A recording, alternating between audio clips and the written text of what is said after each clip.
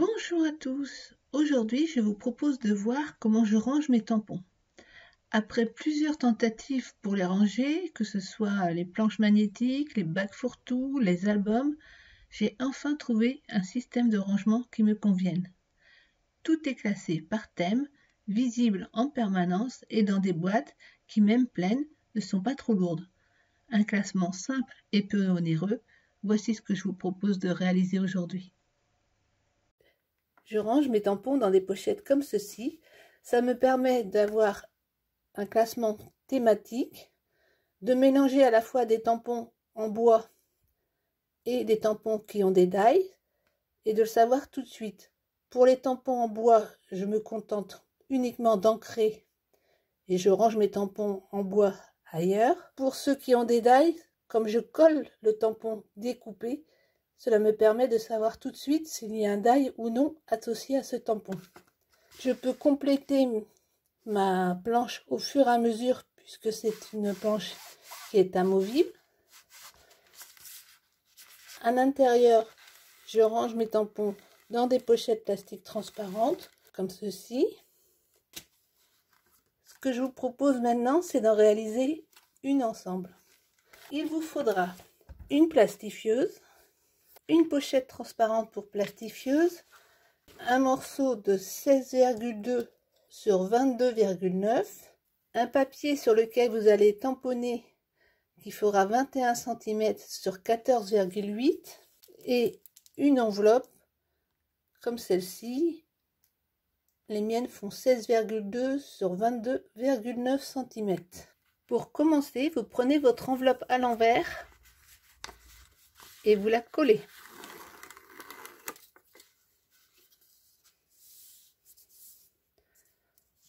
Ensuite, vous prenez votre pochette plastique.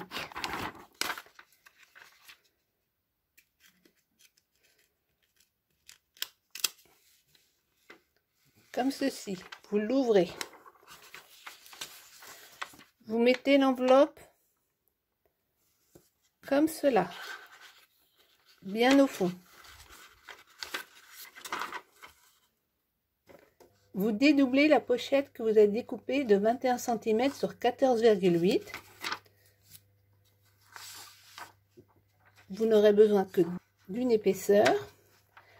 Là, c'est la partie délicate. Il va falloir mettre la partie rugueuse vers vous et la partie lisse sur l'enveloppe.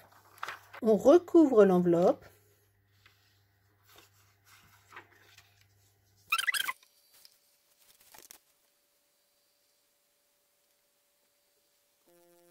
Quand la feuille est plastifiée, avec le massicot, je vais couper le bord de l'enveloppe. J'ai un point de repère, je m'aligne sur le haut du premier rebord en plastique. Voilà, comme ça, l'enveloppe peut s'ouvrir et on a notre pochette. Maintenant, je coupe à 23 cm.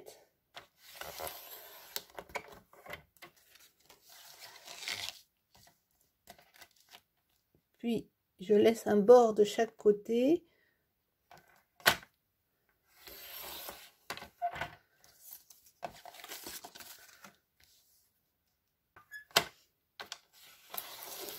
Maintenant, il me reste à faire mon encoche, ce qui facilitera la prise des tampons à l'intérieur. Je prends une perforatrice ronde, je me mets au milieu. Je ne vais pas jusqu'au bout. Généralement, il y a une flèche, je m'aligne dessus.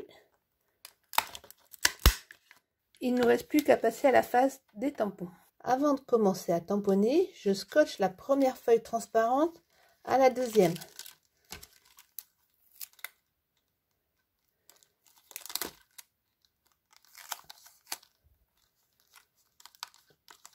Comme ceci.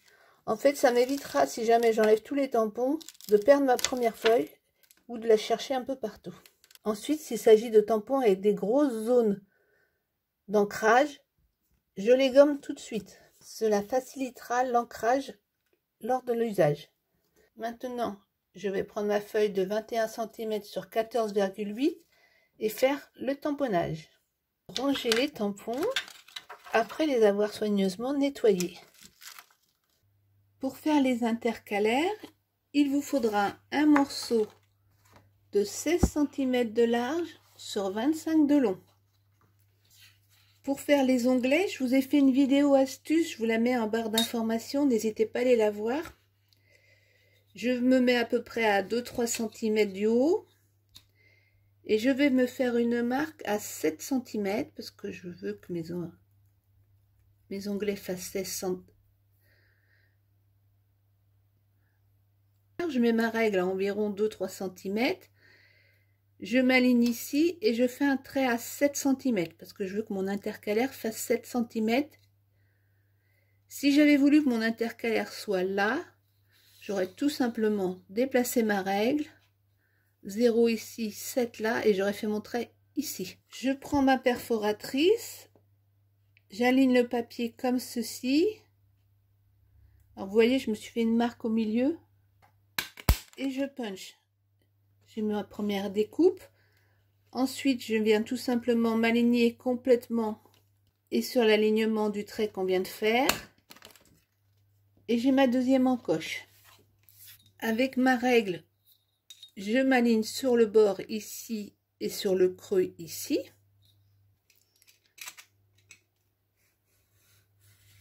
Et voilà un intercalaire fait très facilement. Maintenant, vous écrivez ou collez une étiquette. Et ensuite, vous placez votre papier comme ceci dans l'enveloppe à plastifier. Vous passez le tout dans la machine. Quand c'est plastifié, je viens découper les bords. Donc moi, je laisse à peu près 2 mm de chaque côté. N'hésitez pas à aller voir mes autres vidéos, je donne pas mal d'astuces, enfin j'essaye. La prochaine, ça va être une pochette de rangement hyper pratique pour ranger vos die cuts, vos chutes de papier, vos stickers, avec très peu de matériel.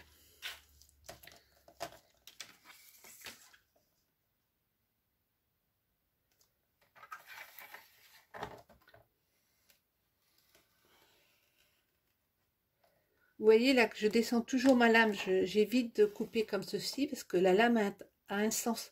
Ça fait aussi partie des astuces que je vous ai données dans mon tuto astuce massicot. Je vous le mets en lien. Par contre, pour le bord ici, vous coupez tout simplement avec des ciseaux. Hein. Vous n'avez plus qu'à glisser l'intercalaire où vous le souhaitez. Et le tour est joué. J'espère que vous avez aimé cette vidéo. N'hésitez pas à liker et on se retrouve bientôt sur Muriel Scrap.